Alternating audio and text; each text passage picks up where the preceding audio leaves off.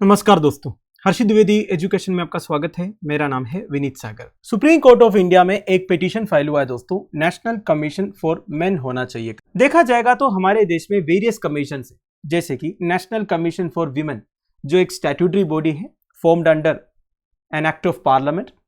Women से related जो problems है उसे हैंडल करना नेशनल कमीशन फॉर वीमेन का काम है। कई बार हमने इस कमीशन के बारे में डिस्कस किया है, पावर्स क्या है, फंक्शंस क्या है, कंसर्न्स क्या है, वगैरह वगैरह।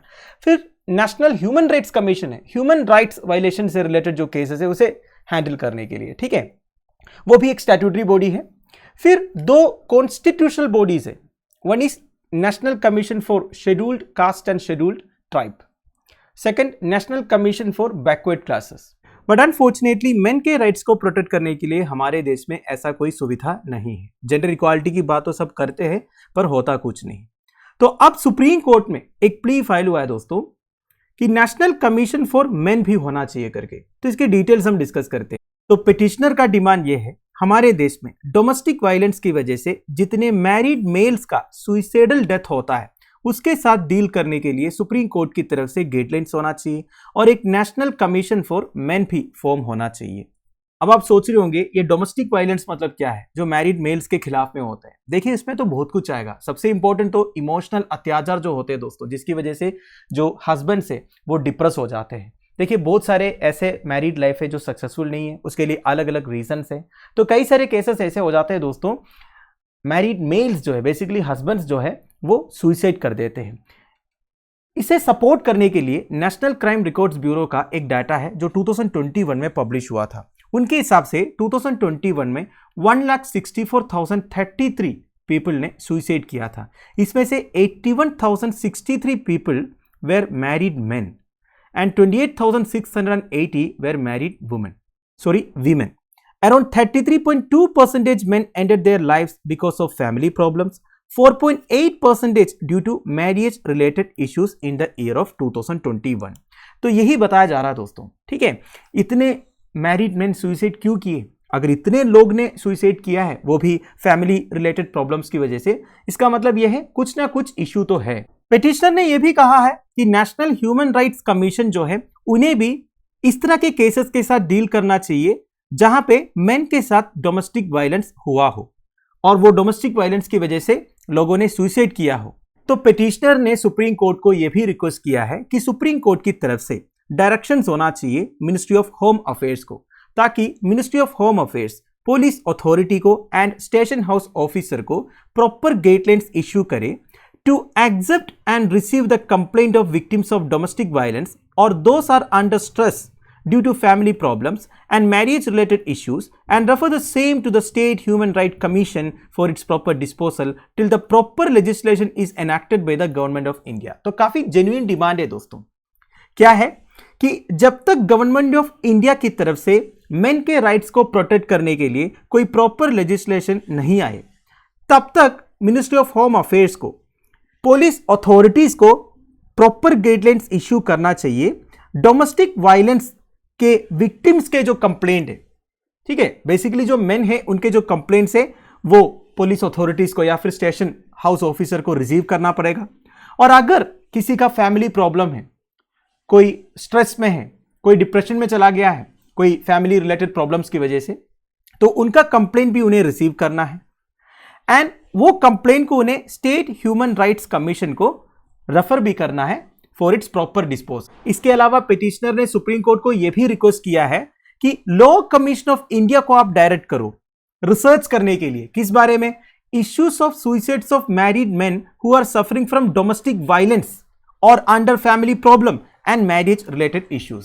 तो लॉ कमीशन ऑफ इंडिया को रिसर्च करना है जितने मैरिड मेन का सुइसाइड्स हो रहा है डोमेस्टिक वायलेंस की वजह से, स्ट्रेस की वजह से, फैमिली प्रॉब्लम्स की वजह से या फिर मैरिज रिलेटेड इश्यूज की वजह से, और एक रिपोर्ट तैयार करना है in order to constitute a forum like national commission for. तो कुल मिलाकर पिटिशनर का जो डिमांड है वो नीड ऑफ द आवर लग रहा है। वैसे आपको पता होना चाहिए दोस्तों, ऑलरेडी हमारे देश में नेशनल कमीशन फॉर मेन करके एक एनजीओ काम कर रहा है। वो एनजीओ का डिमांड भी सेम है कि नेशनल कमीशन फॉर मेन होना चाहिए, मेन के राइट्स को प्रोटेक्ट करने के लिए एक सेपरेट बॉडी होना चाहिए वगैरह वगैरह। नाउ उनका वेबसाइट में इस बात को सपोर्ट करने के लिए काफी अच्छे अच्छे पॉइंट्स दिया हुआ है। जैसे कि देखिए, उनका कहना यह है कि हमारे देश में करीब 1.4 बिलियन पीपल है, इधर एक डेडिकेटेड प्लेटफॉर्म नहीं है मेन को प्रोटेक्ट करने के लिए, जबकि इंडिया दुनिया का लार्जेस्ट डेमोक्रेसी है और इंडियन पॉपुलेशन में हाफ ऑफ द पॉपुलेशन जो है मेन है। तो इनके कंप्लेंट सुनने के लिए या इनके कंप्लेंट्स को एक इंपार्शियल तरीके से, अनबायस्ड तरीके से सोल्व करने के लिए कोई एक पर्टिकुलर बॉडी नहीं है। जेंडर इक्वालिटी, जेंडर जस्टिस, ये सब के बारे में सब बात करते हैं, बट मेन के खिलाफ जो डोमेस्टिक वायलेंस हो रहा है इसका कोई कदर नहीं करता। डोमेस्टिक वायलेंस का मतलब क्या, मैंने आपको पहले बताया, इसमें physical, mental, verbal, financial, even sexual assault और सेक्सुअल हरासमेंट का केसेस भी आते हैं, इवन रेप और स्टोकिंग का केसेस भी आते हैं, इसमें वर्बल और फिजिकल असोल्ट, आउटरेजिंग मॉडेस्टी का भी केसेस आते हैं। और इस तरह के जितने डोमेस्टिक वायलेंस वाला केसेस है जो मैंने आपको अभी भी गिनाया, इसमें हमेशा मेन जो है परपेट्रेटर है, विक्टिम नहीं है। तो ये जो एटीट्यूड है ये चेंज होना चाहिए, ये इनका डिमांड है। मतलब देखिए, अब जब भी कोई डोमेस्टिक वायलेंस का केस के बारे में या फिर आउटरेजिंग मॉडेस्टी के बारे में कोई केस सुना हो, इसमें हमेशा विक्टिम कौन रहता है, फीमेल रहता है, मेल हमेशा परपेट्रेटर रहता है, ठीक है।